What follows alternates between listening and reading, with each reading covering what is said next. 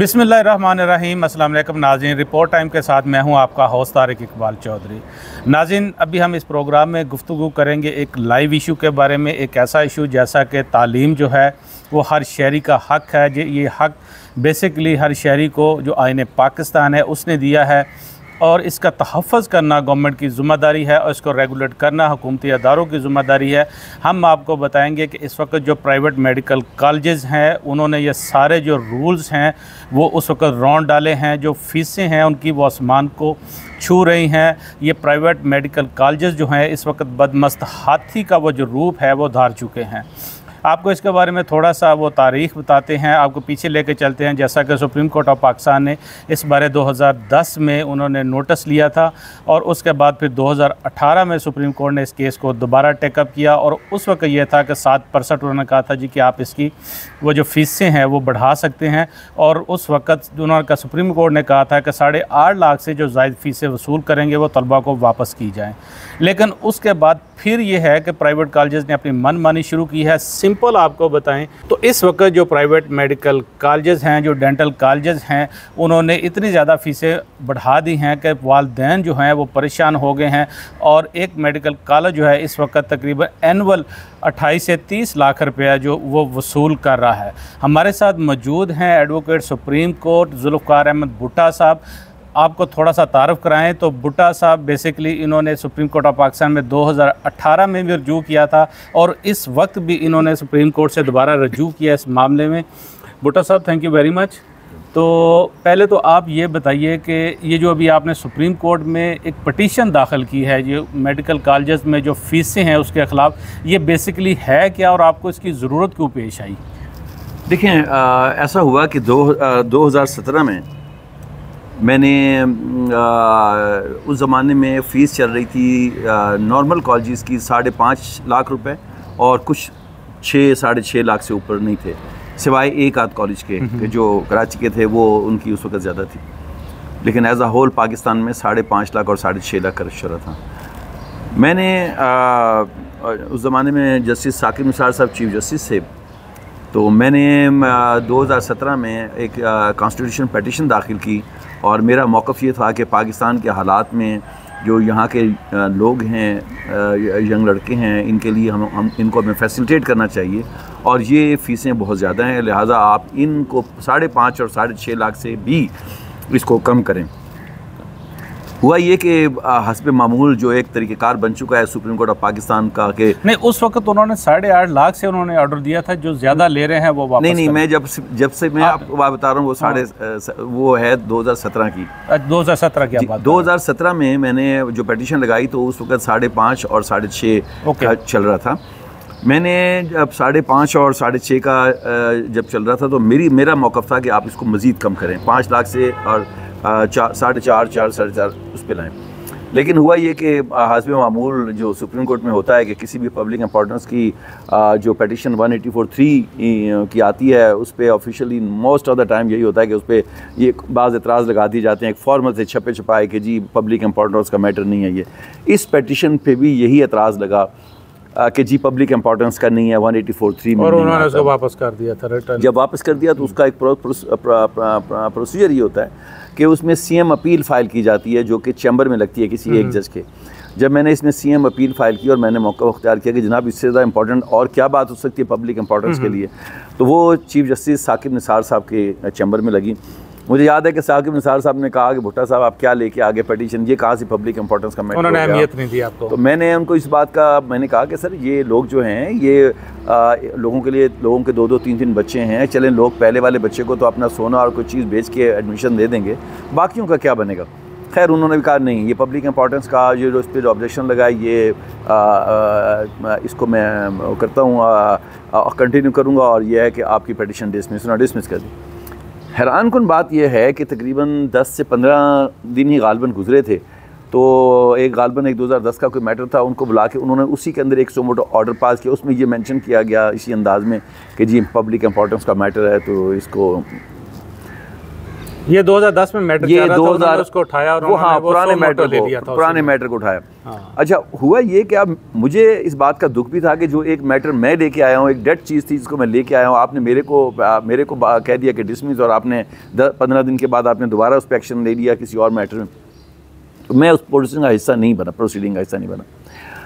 उसके बाद ये हुआ कि तमाम कॉलेजेस आए, उन्होंने पार्टी जो नहीं थे उन्होंने भी पार्टी बनने की दरख्वास्त दी, और उसके बाद ये हुआ कि एक लंबी चौड़ी प्रोसीडिंग शुरू हुई और उसमें मेडिकल कॉलेज आ गया, और उन्होंने वो तमाम प्रोसीडिंग करने के बाद उसमें एक बड़ा डिटेल एक ऑर्डर दिया गया। उसके अंदर 2018 के अंदर एक मेरा जो केस था वो 14/11/2017 को साकिब निसार साहब के पास लगा था, जिसको उन्होंने डिसमिस किया। उसके बाद जनाब जब उन्होंने अगली प्रोसीडिंग की तो वो 17/9/2018 को उन्होंने एक बहुत टेक्निकल ऑर्डर पास किया जो कि आम आदमी की समझ से बाहर था, जिसके अंदर उन्होंने ये कहा कि जी जो Pakistan medical and dental council जो थी एड हॉक, उसने कुछ रिकॉर्ड के मुताबिक जो है उसमें जो तब्दीलियाँ की थी, ड्राफ्ट बनाया था, लॉ प्रिपेयर किया था under the authority of this court by the said council. फिर उन्होंने कहा कि which are approved by the learned attorney general of Pakistan. This list of these regulation draft laws are contained in the above mention application. वो तमाम चीज़ें उन्होंने mention की और उनको कहा कि जी आप एक फ़ीस का कुछ करें। मेरे लिए बहुत ज़्यादा हैरानकुन बात थी कि मैं गया था कि 5.5 और 6.5 से कम करके और 4 साढ़े 4 तक उस वक्त 8.5 लाख उन्होंने वो नहीं उस वक्त भी हाँ अब मैं बताता हूँ। उसके बाद हुआ ये कि इन्होंने उस वक्त ये उनको कहा कि एक फ़ीस होनी चाहिए, तो मेरे इल्म के मुताबिक जो एक फ़ीस उन्होंने एक ही झटके में कर दी वो 9.5 लाख तमाम कॉलेजेस ने कर दी। जो आई प्रैक्टिकली जो हुई वो 9.5 लाख रुपए इन्होंने कर दी। खैर मुझे ज़ाहिर सी बात है इस बात का दुख था और अफसोस भी हुआ, लेकिन मुझे था कि शायद कोई चैलेंज करे, किसी ने चैलेंज नहीं किया। आम लोग ये समझे कि जी क्योंकि सुप्रीम कोर्ट का हाईएस्ट कोर्ट का फैसला आ गया लिहाजा किसी ने हिम्मत ही नहीं की आगे आने की। और दूसरी बात यह कि इतना आसान भी नहीं होता, जिस तरह सुप्रीम कोर्ट के वकील 10-10, 12-12 लाख फीसें मांगते हैं, कौन आदमी आता है इंडिविजुअल उसमें, कोई आगे नहीं आया। उसके बाद ये हुआ कि मैं खामोश बैठा रहा। उसके बाद जब इन्होंने देखा कि कोई भी नहीं आगे आया, उसके बाद इन्होंने 9.5 से एकदम से जंप करते करते बढ़ाते इन्होंने विदिन 2-3 ईयर इन्होंने अब जो लास्ट जा रही हैं लोगों की जा रही थी वो 22.5 लाख रुपए। नहीं अभी मैं आपको बताऊं अभी इन्होंने 8 लाख की और जंप मारने की कोशिश की है, लेकिन हमारी नहीं वो उन्होंने जंप मार दी है। और इस वक्त जो स्टूडेंट्स उन्होंने वसूल की हैं फीसें, ये मैं आपको लेटेस्ट बता रहा हूँ कि 28 से 30 लाख जो प्राइवेट मेडिकल डेंटल कॉलेज जो उन्होंने वसूल की हैं ये वो फीसें हैं। अच्छा इसमें बुट्टा साहब एक बात तो मुझे बताइए, सुप्रीम कोर्ट ने उसमें कहा था जी कि आप 7% जो है उसको बढ़ा सकते हैं, एनुअल आप उसको इंक्रीज़ करें, सही है। लेकिन इन्होंने जो इंक्रीज़ की है ये तो उन्होंने बहुत ज़्यादा इंक्रीज़ की कर दी है। अगर वो सुप्रीम कोर्ट के ऑर्डर के मुताबिक करते तो मेरा ख्याल ये कुछ 14-15 लाख से ज़्यादा फ़ीस नहीं बनती थी। तो ये कंटेम्प्ट ऑफ कोर्ट नहीं है? देखिए मैं आपको एक बात बता दूँ, ये कंटेम्प्ट के मामलात और ये दूसरे मामलात अब सानवी हो गए हैं पाकिस्तान के अंदर। पाकिस्तान में लोगों के ऊपर से लोगों में वो खौफ और डर ख़त्म हो गया, इसलिए कि लोग ये देख रहे हैं कि अदालतों में जो कुछ हो रहा है और अब किसी भी आदमी को लोग यही समझते हैं सबके सामने ओपन सीक्रेट है कि क्या कुछ होता था और किस तरीके से ये कोर्ट का ऑर्डर है। इसको देखें सबसे जो इम्पोर्टेंट चीज़ जो पाकिस्तान में छोड़ दी जाती है और शायद उसको जज भी अवॉइड करते हैं, लॉयर भी अवॉइड करते हैं, शायद कोई ऐसी ताकत है जो कि उसके ऊपर आपको बात भी नहीं करने देती, वो ये है कि जो लोग पाकिस्तान में इतनी ह्यूज अमाउंट कमा रहे हैं वो जाति कहाँ हैं। मैंने इस पटिशन में ये बात भी मैंने मेंशन हुआ ये कि जब ये मुझे मालूम चला कि ये 22.5 लाख रुपए हुई है और मज़ीद ये बढ़ाने जा रहे हैं, तो मैंने अब से कोई 2-3 महीना पहले मैंने प्रेसिडेंट ऑफ पाकिस्तान को और प्राइम मिनिस्टर ऑफ पाकिस्तान को लेटर लिखा और उनको कहा कि आप इंक्वायरी कमीशन एक मुकर्रर करें जो 2017 एक्ट के 2017 इंक्वायरी कमीशन एक्ट 2017 के तहत करें, जिसमें मैंने स्पेसिफिकली ये मेंशन किया कि साकिब निसार साहब और जस्टिस बंदियाल, जस्टिस साकिब निसार और जस्टिस एजाज साहब का जो बेंच था जिसके हेड थे साकिब निसार साहब एज अ चीफ जस्टिस, मैंने कहा उसका आप ये तहकीकात करें कि 17/9/2018 को होने वाले फ़ैसले के नतीजे में ऐसी कौन सी वजूहत थी कि फीसी मेडिकल कॉलेज की फ़ीसों एकदम उन्होंने बढ़ा दी, जबकि कि हम 5.5 और 6.5 के मामले पे अटके हुए थे और बढ़ा दिया। प्लस ये कि उसके बाद इन्होंने नाजायज़ तरीके से बढ़ाया, इसके ऊपर आप फिर तहकीकाती कमीशन मुकर्रर करें।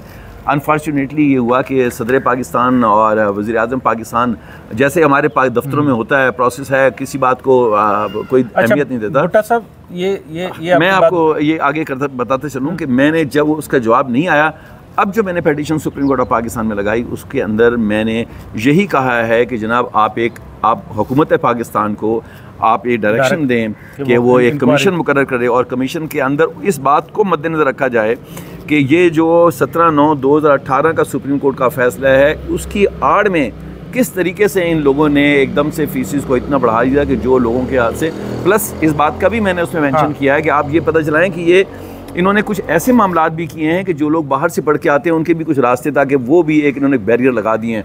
उसके अलावा मैंने उसमें एक बात और हाईलाइट की है जो कि इंटरनेशनल लेवल के ऊपर कंसिडरेबल है, कि पाकिस्तान में जो बाज़ जगहों पे इतना ज़्यादा पैसा जनरेट किया जाता है, इसके सोर्सेज, इसका आगे मज़ीद कि किस जगह पर वो पैसा जाता है, वो भी आप पता चलाएं, क्योंकि बहुत सी चीज़ें ऐसी हैं जो कि अभी तक नहीं हुई और उनको होना चाहिए। भुट्टा साहब, इस टॉपिक पे रहते हुए मैं आपसे ये बात पूछना चाहता हूँ। देखें, PMDC है, PMC है, पहले PMDC था, फिर PMC बना, फिर अब दोबारा PMDC जैसे कि बन गया।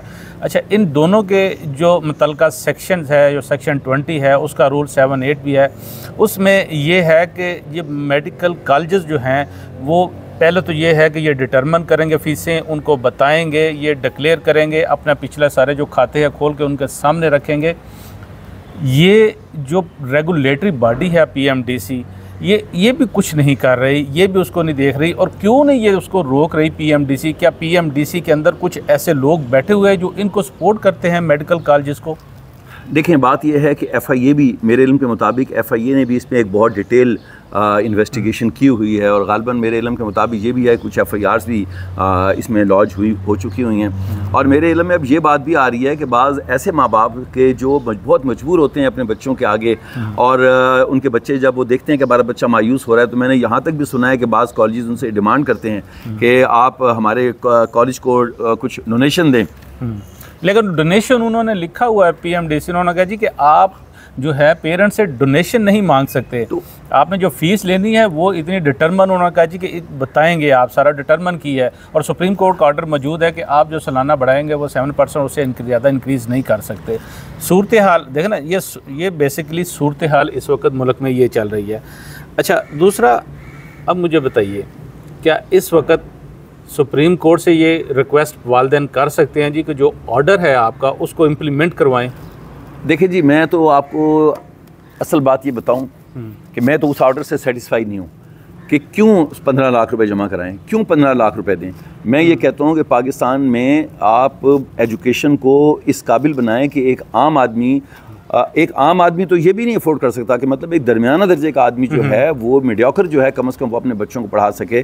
सवाल ये पैदा होता है कि ऐसी क्या ज़रूरत पेश आई थी कि आपने जिस वक्त की एक पेटिशन आती है कि 5.5 लाख और 6.5 लाख से आप इसको कम करें, आपने उसके बाद उनको क्यों इस बात की इजाज़त उसी स्टेज पर क्यों दे दी? आप अगर कैलकुलेशन करें कितने 100 स्टूडेंट है, और अगर आप उसका 10 लाख रुपए के हिसाब से, फ़ीस के हिसाब से भी लगाएं, तो कितना पैसा बन सकता है, बन जाता है। ये लोग कहते हैं कि भी मैं लास्ट टाइम देख रहा था, एक साहबान ने कोई जस्टिफिकेशन दी हुई थी, जो बिजली के खर्चे बढ़ गए, पानी के, बिल्डिंग, कितने खर्चे बढ़ गए।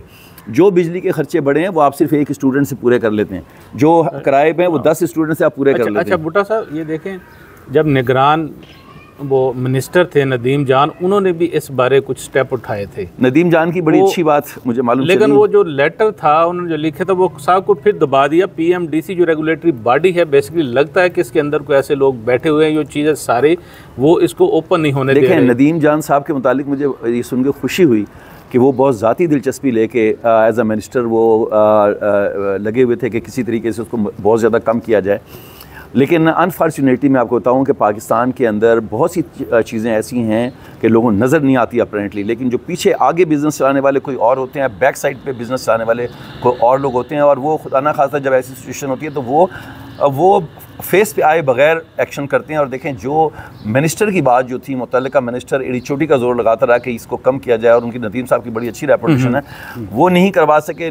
अल्हम्दुलिल्लाह अल्लाह का शुक्र है। अब दुआ करें कि अल्लाह ताला, इसलिए कि इससे पहले भी बाज़ पाकिस्तान के बड़े मामलात आए, आपको याद होगा आप हमारे साथ हुआ करते थे उस ज़माने में, मुख्तार अम्माई, सोनिया नाज, वो जो और जो बहुत से ऐसे बड़े केसेस थे जिनके ऊपर हाथ डालना मुश्किल था। अल्हम्दुलिल्लाह अल्लाह ने हमें मौका दिया और हमने उसको किया। और दुनिया के, मेरा ख्याल है कि जितने इंटरनेशनल नॉन केसेस जो थे जिससे पाकिस्तान इंट्रोड्यूस हुआ इस हवाले से, वो शायद आपको याद होगा कि 98 और 99 वगैरह से जब हम लोग उस ज़माने में हुआ, सुप्रीम कोर्ट हम कवर करते थे तो आपको, और मेरा ख्याल है कि हर 8-10 दिन के बाद मेरी एक पिटीशन आती थी और मैं करता था। लेकिन बाद में अब मैंने ये देखा कि कुछ जगहों पे हालात अब दिन ब दिन ऐसे डिफ़िकल्ट बनाए जाते जा रहे हैं।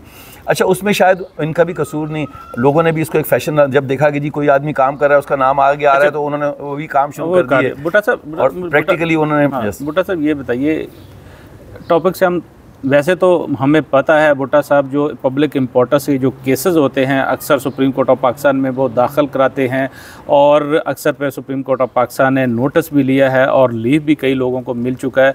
ये आपका बड़ा एक इस तरह वो किरदार है, बहुत अच्छा किरदार है। अभी आपने जो पिटीशन दाखिल की है PMDC के बारे में, वो हियरिंग के लिए लग गई है या उसके को लगने के चांसेस हैं मुस्तकबिल करीब में? बिल्कुल ऐसे हैं। मैंने इसको बहुत मैं फॉलो कर रहा हूँ। अभी भी मैं गया था पिछले दिनों, रजिस्ट्रार साहबा हैं हमारी सुप्रीम कोर्ट की, वो लेडी खातून है माशाल्लाह, उनको भी मैंने रिक्वेस्ट की, काजी साहब, हाँ उनको मैंने ये एक शिकायत भी की कि देखें पब्लिक इंपॉर्टेंस के मैटर आते हैं, हमें पता है जब हम कोई मैटर लगाते हैं तो थोड़ा सा हम पे प्रेशर भी आता है, लिहाजा ये है कि हमारे लिए बात चीज़ें मुश्किल होती हैं, बड़े हमदर्द पैदा हो जाते हैं लोगों के, ऐसे लोगों के। तो उन्होंने क्या कहा कि आपकी पिटीशन कब लगेगी? अब उन्होंने फिर ये उन्होंने मैटर को प्लेस किया था बिफोर दी, जो जिस तरह का नया प्रैक्टिस एंड प्रोसीजर एक्ट के तहत कमेटी के आगे उन्होंने इस पे उनको कहा कि इसको प्लेस करें। उन्होंने भी वही ऑब्जेक्शन बीच में 184 वगैरह कि जी पब्लिक इंपॉर्टेंस वाला, लेकिन मैंने उनको ये कहा कि अब उन्होंने कहा, डिसाइड ये किया है कि ये केस नंबर इंशाल्लाह आज उसका लग जाएगा। आज सैटरडे है और आज उन्होंने मुझसे वादा किया था कि जी आज हम इसका नंबर लगा देंगे, और इसके बाद कमेटी जारी बैठी थी, नहीं कमेटी वाला हो गया प्रोसेस। अब ये है कि इसको हम जैसे ही नंबर लगता है, मैं एक एप्लीकेशन मंडे ट्यूसडे को मूव कर दूंगा कि इसको फौरी तौर पर सुप्रीम कोर्ट ऑफ पाकिस्तान के सामने किसी बेंच के आगे लगाया जाए। मुझे उम्मीद है, मैं बहुत उम्मीद करता हूँ, और ख़ास तौर पे काजी साहब से, और काजी साहब के बाद जस्टिस मंसूर है माशाल्लाह, वो उनका भी बहुत, दोनों साहबान जो इस वक्त फ्रंट पर हैं, दोनों का इस लिहाज से काश कि अल्लाह ताला उनसे ये नेक काम करवाए और कि वो इन फ़ीसों को वापस 7-8 लाख रुपए तक लेके आए in view of date petition जो मैंने लगाई थी, और जिसको ये कह के डिसमिस कर दिया गया कि जी पब्लिक इंपॉर्टेंस का मैटर नहीं था, या था। आप ये लाएं क्योंकि 15-16 लाख रुपए भी लाना, सिर्फ 15-16 लाख नहीं होते। देखें, जब आप एक बच्चे को उस कॉलेज में भेजते हैं, वहाँ पर उसके डेली का आना जाना, पेट्रोल का खर्चा, वहाँ के खर्चे, उसके बहुत ज़्यादा खर्चे होते हैं। और सबसे जो अफसोसनाक बात मैं आपको बता दूँ कि चंद प्रोफेशन अब ऐसे आ गए हैं कि जिन पे बहुत पैसे लग रहे हैं, लेकिन जब वो बच्चा पढ़ के निकलता है तो अब कोई जितने डॉक्टर्स इस वक्त निकल रहे हैं, हर शहर में, बड़े शहर के अंदर 7-8, 5-6-7 कॉलेजेस हैं, जब वो निकलते हैं तो उनको जगह ही नहीं मिल रही कि कहाँ जाके प्रैक्टिस करें, क्या करें। और वो जो कोई किसी के साथ रहते हैं तो 8-10 हज़ार 15 हज़ार उनको दिया जाता है, तो उसमें उनका पेट्रोल भी पूरा नहीं होता। नाज़रीन, हमारे साथ मौजूद थे ज़ुल्फ़िकार अहमद भुट्टा साहब। हमने इनसे गुफ्तगू की, उनसे बात की, जो PMDC इस वक्त एक रेगुलेटरी बॉडी है, उसका क्या किरदार है। बेसिकली तो ये गवर्नमेंट की ज़िम्मेदारी है, ये सारी जो चीज़ें हैं ये रेगुलेट करे, चेक एंड बैलेंस रखे। लेकिन जो प्राइवेट मेडिकल डेंटल कॉलेजेस हैं, इनके हवाले से ऐसा कुछ नहीं हो रहा, और जो गरीब वालिदैन हैं जिनकी ख्वाहिश है कि उनके बच्चे जो हैं वो डॉक्टर बने, ज़ाहिर बात है हर बच्चा जो है वो सरकारी जो कॉलेजेस हैं उनका दाखिला वहाँ पर अगर नहीं होता तो उन्होंने अपनी पढ़ाई को जारी रखना है, मुकम्मल करना है। नाज़रीन, ये जो हमारे नौजवान हैं ये मुस्तकबिल हैं और ये क्रीम है, और इस तरह से हमें इनको ज़ाया नहीं करना चाहिए। और जो वालिदैन हैं बच्चों के, वो इतनी भारी फ़ीसें शायद ना दे सकें।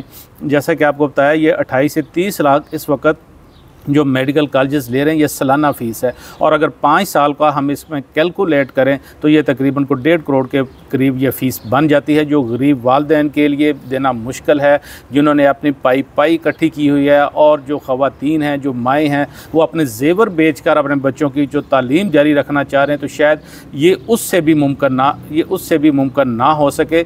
इसलिए ज़रूरत इस बात की है कि सुप्रीम कोर्ट ऑफ पाकिस्तान इस बारे में एक्शन ले, जो रेगुलेटरी बॉडी है वो अपना किरदार अदा करे और ये जो बदमस्तहाती हैं जो private medical and dental colleges, ये इनको रेगुलेट किया जाए और जो फ़ीसें हैं ये वो उसको अकॉर्डिंगली उसको डिसाइड किया जाए, वो ताकि बच्चे जो हैं वो अपनी तालीम को आगे जारी रख सकें। ये पाकिस्तान का मुस्तकबिल है।